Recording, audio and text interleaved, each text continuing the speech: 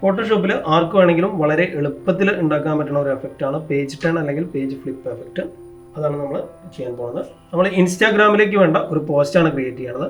1080 width and height 72 dpi കൊടുത്തു, create ചെയ്തു document. അതിനുശേഷം ഈ ഡോക്യുമെൻറ്റിലേക്ക് വേണ്ട ഈ ഒരു ഡിസൈനിലേക്ക് വേണ്ട മോഡലിനെ നമ്മൾ സെലക്ട് ചെയ്യണം. ആ മോഡലിൻ്റെ ഒരു ഫയൽ ഓപ്പൺ ചെയ്തു. അതിനുശേഷം ആ ഇമേജ് നമ്മൾ ഈ ഒരു ഡോക്യുമെൻറ്റിലേക്ക് വലിച്ചിട്ടു.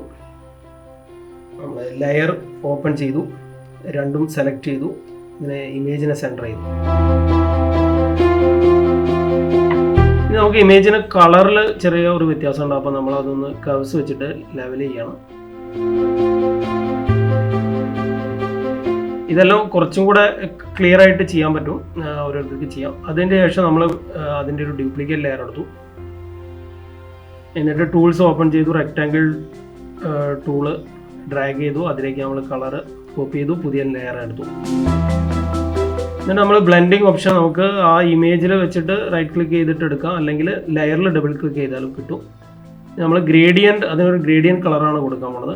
ഇത് അഡ്ജസ്റ്റ് ചെയ്യാൻ പറ്റും. ഞാൻ ഓൾറെഡി സെലക്ട് ചെയ്ത് വെച്ച കളറാണ് കൊടുക്കുന്നത്, ഗ്രേഡിയൻറ്റ് കളറാണ് കൊടുത്തത്.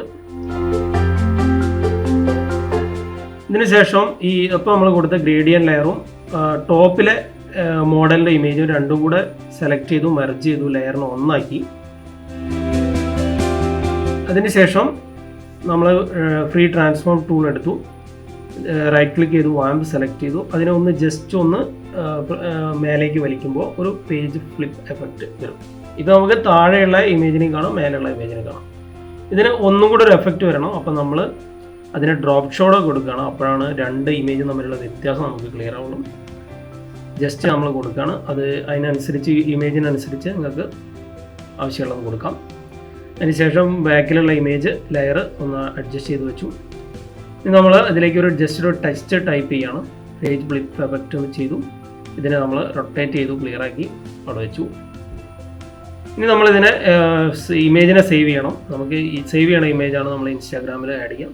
ആദ്യം ഇതിനെ ഫോട്ടോഷോപ്പിൽ സേവ് ചെയ്തു, അതിനുശേഷം ഇതിനെ JPEG ഇമേജായി. ഈ JPEG ഇപ്പോൾ ഓപ്പൺ ചെയ്ത JPEG ഇമേജാണ് നമ്മൾ ഇൻസ്റ്റാഗ്രാമിൽ അപ്ലോഡ് ചെയ്യാം.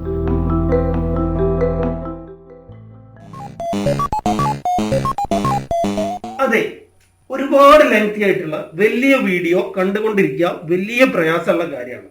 എന്നാലോ കാര്യങ്ങളെല്ലാം ഉണ്ടാവുകയും വേണം.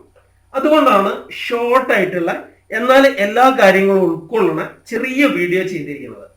ഈ വീഡിയോ ഇഷ്ടപ്പെട്ടാൽ ഒന്ന് ലൈക്ക് ചെയ്യുക, ഒന്ന് സബ്സ്ക്രൈബ് ചെയ്യുക, ഒന്ന് ബെൽ ബട്ടൺ അമർത്തുക.